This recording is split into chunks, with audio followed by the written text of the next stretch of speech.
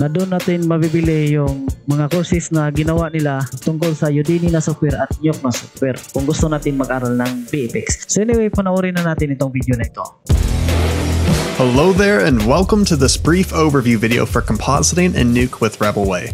I'm your instructor, Nick Chamberlain, and by the time we're done with this course, okay, right. So ito na video is part 16 na ito na video. So ngayong September 20, 2025. So pag-usapan ko lang dito yung nabanggit ko na software sa nakaraang video ko na ang pangalan Blackmagic Design Fusion na software. At pag-usapan ko rin dito yung YouTube channel na Rebelway na yan ay nabanggit ko yan sa video ko kagahapon. So pag-usapan natin yan mamaya kasi baka sabihin sa mga tao na yung Rebelway.net is wala daw silang ginawa na courses na tutorial sa Nyok na software dahil sa video na pinakita ko kagahapon na yun na video galing yun sa Rebelway nga YouTube channel. Silbi surreal lang yun sa lahat ng courses na mabibili natin sa website na Rebelway.net. Din siyempre kasali doon yung Nyok na software na tinuturo nila. Pero hindi masyadong klaro yung video na yon kasi nakalagay lang sa title yung Nyok pero wala namang sinasabi doon na ituturo nila yung Nyok na software, di ba? Din doon sa isang video na pinakita ko din, ang title doon Rebelway VFX Course Learn Udemy, Nyok and More. Din dyan sa video na yan, wala naman siyang binanggit na Nyok na software. Ang nabanggit lang niya yung Udemy. Pero sa title sa video, nilagay nila yung Nyok na software. Din sa thumbnail din, nilagay yung Nyok na software. Kaya't nasasabi ko na kasali doon sa tutorial na yon yung Nyok na software. Kasi habang gagawa sila ng effects sa Udemy na software, din yung effects na ginagawa nila, i-render yon. Din yung render galing sa Udemy is i-compositing yon sa Nyok na software para mas realistic tingnan yung gawa na effects sa Udemy na software. Ganon yung mangyayari na process dyan. Kaya nasasabi ko nakasali talaga dyan yung Nyok na software sa tinuturo nila. Kasi ang ebidensya, nakalagay sa title yung Nyok na software at nakalagay pa sa thumbnail yung Nyok na software. Ganon. Then ngayon, sasabihin ninyo nasa YouTube lang yan. Pero doon sa website na Rebelway.net is wala talagang makikita doon na courses doon sa Nyok na software. So kung ganyan yung sasabihin ninyo, mali yan. Kasi mamaya, meron akong ipakita sa inyo mamaya na courses sa Nyok na software na gawa ng Rebelway.net. Na yung Rebelway.net, sila din yung may-ari sa YouTube channel na Rebelway. Ganon. Din ngayon, una nating pag-usapan yung nabanggit ko sa nakaraang video ko na software na ang pangalan Blackmagic Design Fusion. Then baka mayroong tanga na tao na isipin niya nga ang ibig sabihin ko daw yung Blackmagic na magic. So hindi ganyan ang ibig sabihin ko, no? So tinatawag ko siyang Blackmagic Design Fusion na software. Pero sa totoo, ang pangalan niya is Fusion lang. Ganon. Pero nilagyan ko siya ng Blackmagic Design kasi ang may-ari na company sa Fusion na software is Blackmagic Design na company. Katulad sa After Effects na software.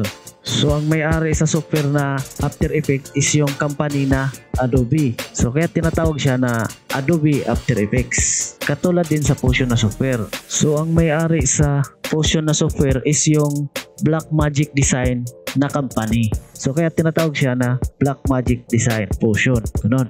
Kaya kung i-research niyo sa Google Blackmagic Design Fusion, merong lalabas dyan na website na www.blackmagicdesign.com. At yan yung company na Blackmagic Design ang pangalan na sila yung may-ari sa Fusion na software. Kaya dyan ninyo ma-download yung Fusion na software sa website na blackmagicdesign.com. Then pag i-open niyo yan na website, ganito yung makikita niyo. So actually, ang latest version sa Fusion na software is Fusion 20. Kasi makikita natin dito may nakalagay na Fusion 20. Then kung i-scroll niyo yan sa ibaba, makikita niyo yung paid version na Fusion kasi may free version na Fusion at may paid version na Fusion. Then dito, makikita natin dito na merong nakalagay na pangalan na Fusion Studio. Then merong nakalagay na price niya na $295. So ito yung paid version na Fusion. So ang paid version na Fusion, ang pangalan niya is Fusion Studio na, ganon. Then yung free version na Fusion, ang pangalan lang is Fusion, ganon. Then ngayon, makikita natin dito sa kilid na merong nakalagay dito na DaVinci Resolve Free. pre ito. Pero itong DaVinci Resolve is 2-in-1 na ito kasi kasali na dito nakalagay yung Potion na free version. Kaya't makikita natin sa YouTube yung ibang tao sinasabi nila na DaVinci Resolve Potion. Then yung ibang video sa YouTube ang title nila is DaVinci Resolve Potion. Kasi yung DaVinci Resolve na video editing is kasali na doon nakalagay yung free version na Potion na compositing software. Kasi yung DaVinci Resolve na madadownload ninyo dito sa website na ito na Blackmagic Design is 2-in-1 na yan. Mayroon siyang video editing at mayroon din siyang compositing. So yung video editing, yan yung DaVinci Resolve. Then yung compositing, yan yung Potion. Kaya tinatawag siya na DaVinci Resolve Potion. Ganon. So yung Blackmagic Design Potion at DaVinci Resolve Potion is pareha lang yan. Walang pinagkaiba dyan. Then ang tawag sa paid version na Potion, ang tawag niya is DaVinci Resolve Potion Studio. Ganon. Kasi kung bilhin mo itong paid version, pag bilhin mo ito, is kasali na din malagay itong free na video editing software na DaVinci Resolve. Ganon. Kaya ang tawag sa kanya, DaVinci Resolve Potion Studio. So ibig sabihin, yung free version is ang tawag DaVinci Resolve Potion. Then yung paid version na binili mo, ang tawag yan is DaVinci Resolve Potion Studio. Pero kung ang pag-usapan lang ay compositing lang, hindi na isali yung video editing, pwede ang ibanggit lang is Potion. So yung free version, Potion, then yung paid version is Potion Studio. Pero kung ang babanggitin is video editing and compositing, ganito yung dapat ipangalan natin. Yung free version, DaVinci Resolve Potion, then yung paid version, DaVinci Resolve Potion Studio. Ano? Then take note lang, hindi totally kapareha talaga yung free version at paid version. Kasi yung free version is kulang yung tools niya. Hindi kompleto. Dahil free version lang siya. Diba? Obvious naman yan na maiisip natin yan kung may utak tayo. Diba? Then yung paid version, syempre, kompleto yung tools niya. Walang kulang. Kasi binayaran na yan natin. Ganon. Then ngayon, dito na tayo sa topic sa Rebelway na YouTube channel at sa website nila na rebelway.net. So, by the way, ito yung tinutukoy kong course sa Nyok na software na gawa ng rebelway.net. So, ang title sa video na ito is Compositing in Nyok Explainer Video. So, din baka sabihin ninyo na hindi ito course, na hindi ito mabibili na course sa rebelway.net. Kasi sa video na ito is wala namang nakatitle na course, di ba? Then sa thumbnail din, wala namang nakalagay na course. So, kung ganyan yung opinion ninyo, mali yan. Kasi, patunay ko na course talaga ito. Kasi itong pinakita niya dito is mabibili ninyo doon sa website nila na rebelway.net. Kasi makikita to na course sa website nila na rebelway.net. Mamaya ipakita ko yan yung website nila kung saan ito mabibili na course. Ganon. Yan ang patunay talaga na course tong video na ito na nakatitle Compositing in Nyok Explainer Video. Kasi kung panoorin niyo itong video na ito, binanggit niya nga yung pinakita niya tungkol sa Nyok na software is course yon. Kasi may binanggit siya nga course. Ganon. Then siyempre, kung may initiative ka, alam mo na kung saan yon mabibili na course na yon. Siyempre, doon sa website nila na rebelway.net. Kasi doon mabibili sa rebelway.net yung mga courses na gawa nila kung gusto mong mag-aral ng VFX. Ganun. Then, kung panoorin niyo itong video na ito, siguro sa description sa video na ito, makalagay doon yung link sa website sa rebelway.net na doon yung mabibili itong course sa ito. Then kung sakaling hindi ninyo makikita yung link sa description, so punta lang kayo sa website nila na rebelway.net. Doon ninyo makikita yung course na ito. So panoorin muna natin itong video na ito na nakatitle Compositing in Nyok Explainer Video. Na ito na video naka-upload to sa YouTube channel na Rebelway.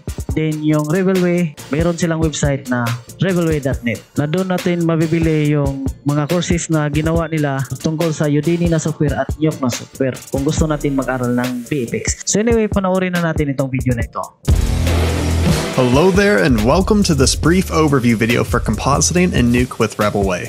I'm your instructor, Nick Chamberlain, and by the time we're done with this course, we'll have completed 7 shots together from start to finish, with 3 of them being entirely CGI, so we can approach our shots in the most efficient way and have a guide to make them look as realistic as possible.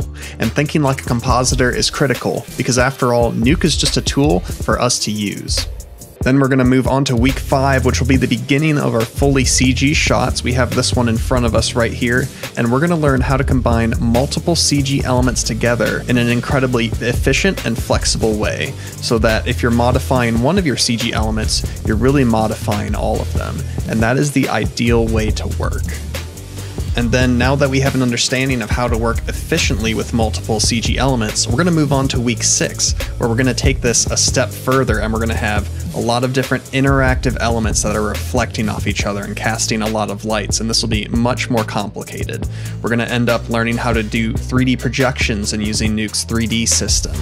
Then in the last 2 weeks of our class, we're going to take a look at this shot, which combines a lot of real-world elements with CGI to make it look as realistic as possible. There's a lot of new techniques that we're going to be learning. We're going to be using new passes that we haven't learned. We're going to add damage to this ship because it was actually clean on render. We're going to look a little bit at deep compositing to automate some workflows. By the time this course is over, you'll have a really solid understanding of how Nuke works, not only from a node perspective, but also under the hood. And most importantly, you'll know how to think like a compositor. And that mindset is what's so important when it comes to getting your shots to look as realistic as possible. I think it's going to be a lot of fun, and I'm really excited to go through this with you guys. Thank you so much for listening, and I'll catch you in the class. So yan. So sinasabi niya sa last word niya na thank you so much for listening and I will catch you in the class. Ganon. So ibig sabihin, course talaga to na mabibili sa website nila na rebelway.net. Ganon. Then kung gusto niyo panoorin yung full video nito, kasi habang pinanood ko itong video na ito is cut para hindi haba itong video na ito. So kung gusto niyo panoorin yung full video na ito, so i-research na lang ninyo ito kasi pinakita ko naman dito yung title niya. Title niya, Compositing in Nuke Explainer Video. Then syempre na-upload sa YouTube channel na Rebelway. Din ngayon ipakita ko sa inyo kung saan ito mabibili itong course na ito. So siyempre mabibili ito sa rebelway.net. So ito yung website na rebelway.net.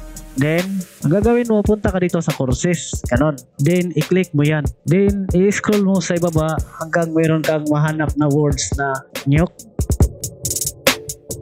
So yan, nakalagay dito Compositing in Nuke. So ito yung course tutorial sa Nuke na software. So i-click lang natin ito. So pag i-click mo yan, ganito yung lalabas niya. Then next, i-click lang ninyo yung enroll. Then kung gusto mo talagang bilhin ito, so i-click mo lang itong proceed to check out. Ganon. Then ito na course is mahal to kasi with my research, ito na course is aabot to ng 8 weeks. Kung i-download mo to nga tutorial, kung bilhin mo ito is aabot to ng ilang gig kung i-download mo to. Then ito na tutorial, with my research is in-depth talaga to nga tutorial kung bilhin mo to. Talagang matuto ka talaga ng Nuke na software. Kung talagang ininteresado ka, matuto ng Nuke, di ba? Kasi sino naman pwede matuto ng Nuke na software basta ininteresado lang matuto. Ganon.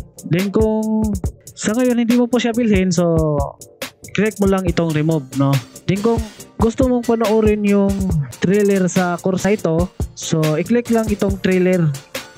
Yan, click. Then pag i-click mo yan, is ang lalabas dyan na video is galing sa YouTube. So itong na video is galing to sa YouTube channel nila na Rebelway. Then ito na video na ito, kung ano mang pinanood natin kanina na video na nakatitle Compositing Nuke Explainer Video, so ito din yun na video. Kasi ito na video is galing to sa YouTube channel nila na ang pangalan Rebelway. Nilink lang nila dito sa website nila na rebelway.net. So ibig sabihin talaga na itong rebelway.net is siya talaga ang may-ari sa YouTube channel na Rebelway ang pangalan. Kasi yung video sa YouTube channel na Rebelway ay nilink niya, nilagay niya sa website niya na rebelway.net. So anyway, i-play natin ulit ito na video dito.